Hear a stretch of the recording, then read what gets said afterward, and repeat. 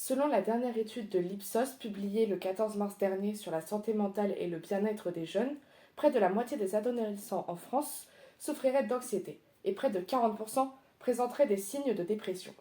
Depuis 2021, le sentiment d'angoisse chez les jeunes a progressé de 5 points et atteint aujourd'hui un niveau record de 31%. Parmi ces jeunes, une grande majorité d'entre eux minimisent ou cachent leur souffrance, puisque 2 ados sur 5 ne parlent à personne de leurs problèmes.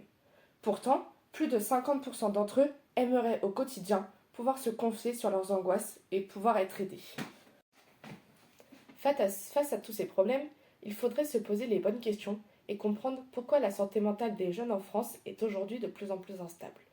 Mais aussi, il faudrait voir comment ces cas sont accompagnés ou pris en charge dans notre société.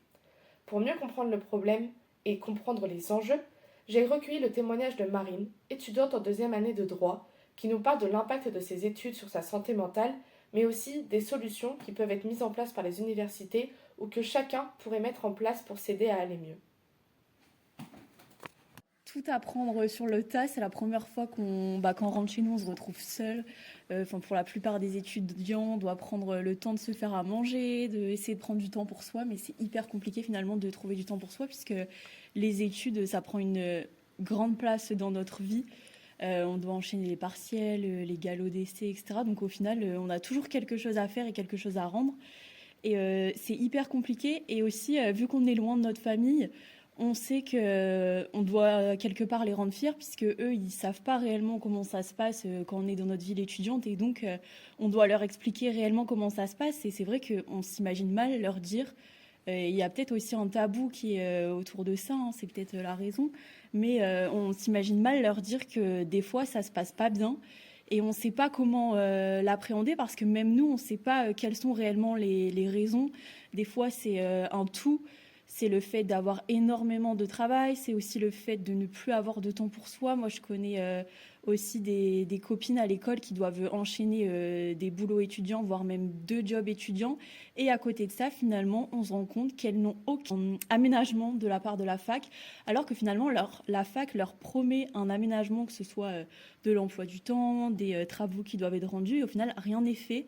D'autant plus que je tiens à préciser que l'aménagement peut être demandé au début du semestre, mais s'il est demandé en plein milieu du semestre, il n'y aura aucun aménagement. Je trouve qu'on parle énormément, les jeunes de notre âge commencent à beaucoup parler de la question de la santé mentale, mais je trouve qu'on en parle de loin, c'est-à-dire qu'on n'a jamais eu de séance dédiée à ça, et au final c'est ça aussi qui alimente ce tabou autour de la santé mentale, de oui, on sait qu'on va mal, mais au final on le dit pas.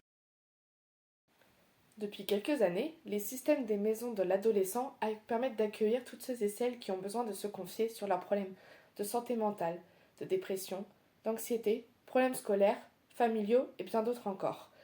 Ces maisons sont composées de bénévoles formés et prêts à écouter et à aider, mais aussi à guider les personnes qui ont besoin de leur aide en abordant différentes thématiques, que ce soit la thématique du sommeil, du fait d'utiliser trop son téléphone, du fait d'être en burn-out et bien d'autres encore, afin de cibler chez chaque personne le problème principal et de pouvoir les aider à aller mieux.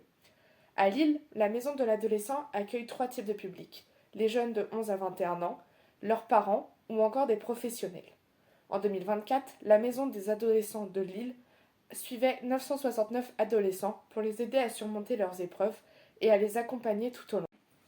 En finalité, l'État et les services de santé gouvernementaux ont depuis quelques années mis en place certaines solutions d'aide. En effet, une permanence d'écoute téléphonique est assurée tous les jours par l'assurance maladie au 09 72 39 40 50. De plus, 168 601, c'est le nombre de secouristes en santé mentale formés en France.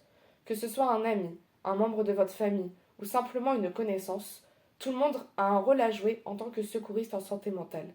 Ainsi, ne négligeons pas l'importance d'être bien accompagnés et prenons soin de nos santé mentales avec nos proches et grâce à nous-mêmes.